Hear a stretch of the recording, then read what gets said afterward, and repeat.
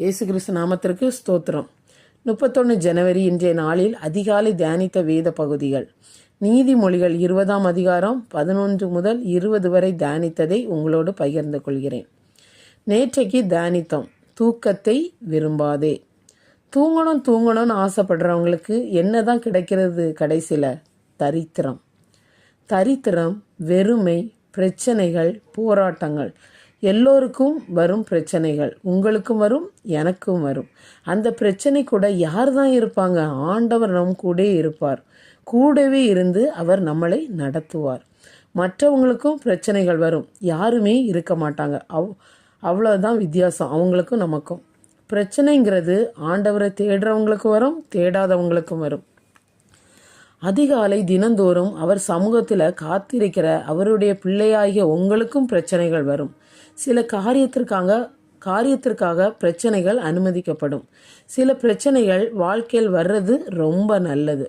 உண்மையாகவே பிரச்சனைகள் வரும்போது நொறுக்கப்படுகிறோம்.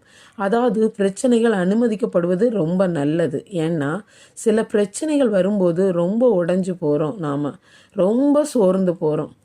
ஆனால் அந்த பிரச்சனைகளுக்கு அப்புறம் ஒரு பெரிய ஆசீர்வாதம் இருக்கு. மனுஷன் அவமானப்படுத்த, மனுஷன் வெட்கப்படுத்த, மனுஷன் வேதனைப்படுத்த அது தீமைக்காக அல்ல, கர்த்தர் நன்மையாய் மாற்றுவார். நாம படுற கஷ்டம், உபத்திரம்.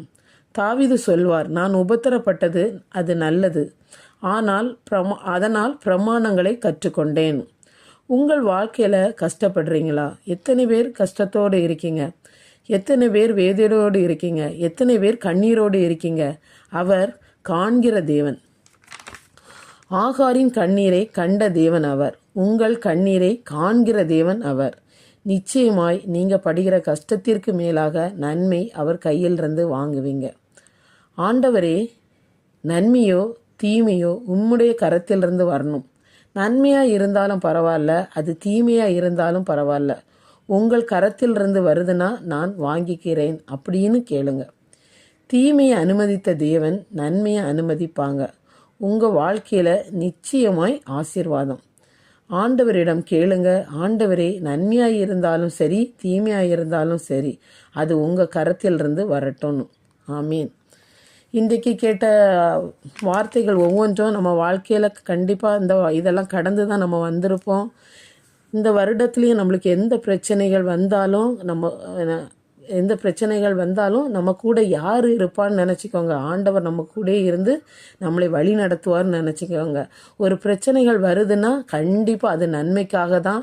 அதுக்கு பிறகு நம்ம ஒரு பெரிய ஆசீர்வாதத்தை பெற்றுக்கொள்வோம். யார் பெற்றுக்கொள்வோம்னா, ஆண்டவர் பிள்ளையாக இருக்கிற நாம் ஒவ்வொருவரும் அவர் பிள்ளையாக இருக்கிற, அவருக்கு உண்மையாக இருந்தோன்னா கண்டிப்பாக இப்படிப்பட்ட ஆசீர்வாதத்தை இந்த வருஷத்தில் நம்ம பெற்றுக்கொள்வோம். அவர் பிள்ளையாக நம்ம ஒவ்வொரு நாளும் வாழ கற்றுக்கொள்வோம். ஆமீன்.